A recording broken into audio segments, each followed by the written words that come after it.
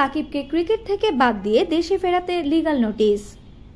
হত্যা মামলার আসামি ক্রিকেটার সাকিব আল হাসানকে জাতীয় দল থেকে অপসারণ করতে লিগ্যাল নোটিশ পাঠানো হয়েছে। বাংলাদেশ ক্রিকেট বোর্ড বিসিবি কর্তৃপক্ষকে এই লিগ্যাল নোটিশ পাঠানো হয়েছে। একই সঙ্গে হত্যা মামলার তদন্তের স্বার্থে তাকে দেশে ফিরিয়ে আনতে বলা হয়েছে নোটিশে। শনিবার 24 আগস্ট সুপ্রিম কোর্টের আইনজীবী ব্যারিস্টার সজীব মাহমুদ আলম এই নোটিশ পাঠান। এই আইনজীবী বলেন, সাকিব আল হাসানের বিরুদ্ধে যেহেতু ক্রিমিনাল মামলার রেকর্ড হয়েছে, তাই তিনি আইসিসির আইন অনুযায়ী জাতীয় ক্রিকেট দলে থাকতে পারেন না। তাকে ক্রিকেট দল থেকে অবিলম্বে অপসারণ করা প্রয়োজন।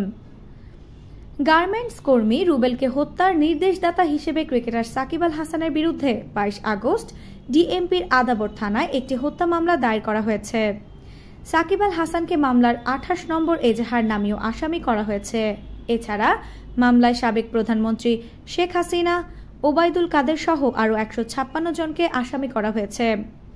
মামলায় অজ্ঞাত আরও 400 থেকে 500 জনকে আসামি করা হয়েছে। মামলার এজাহারে বাদী অভিযোগ করে বলেন, গত 5 আগস্ট রুবেল আদাবরের রিং রোডে প্রতিবাদী মিছিলে অংশ নেয়। এ সময় আসামিদের প্রত্যক্ষ ও পরোক্ষ নির্দেশ, প্ররোচনা, সাহায্য, সহযোগিতা ও প্রত্যক্ষ মদদে কেউ মিছিলে গুলি ছুড়ে।